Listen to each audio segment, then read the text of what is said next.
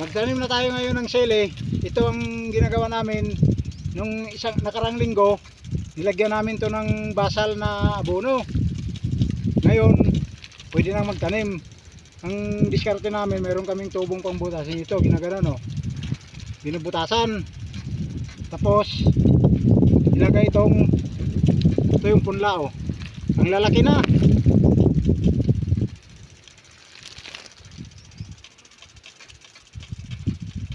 Yan, ganun lang kasimple. So, may abono na ito dito.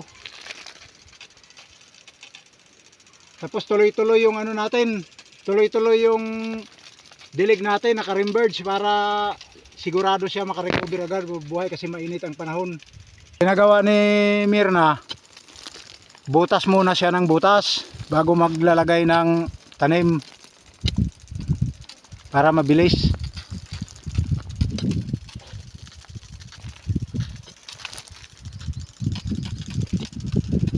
Kaya nakapayong yan para hindi mabasa yung ulo ng pangdilig, yung tubig.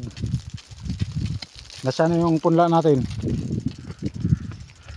Nakakrits yung pangtanim namin.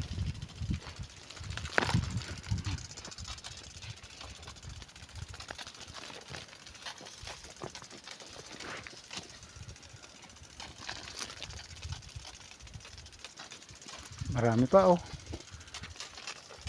Naka-seedling tray kasi yan doon sa baba, kaya inakyat namin na naka-crates.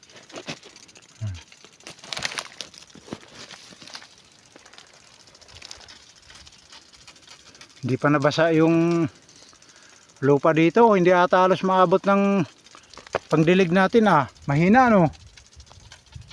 Ah.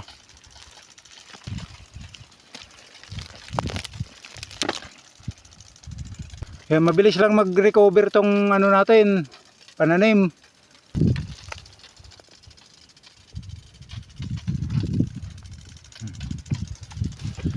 Ito yung sinubok kong itanim kanina.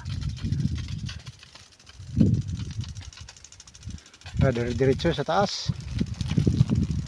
Yun lang, ganun lang style namin na pagtatanim.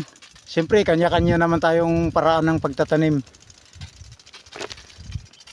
Pagkasunod na ano, mga isang buwan, pwede na ito lagyan ulit ng pataba na Viking o urea. Lagyan ng urea para mabilis lumago yung dahon niya, pangpalago yung urea. Total ngayon may basal naman tayo na organic, may basal tayo na siglat. Tapos binasalan pa namin ng triple 14. Tuloy-tuloy lang yung dilig natin, oh. Meron pa dito sa kabila.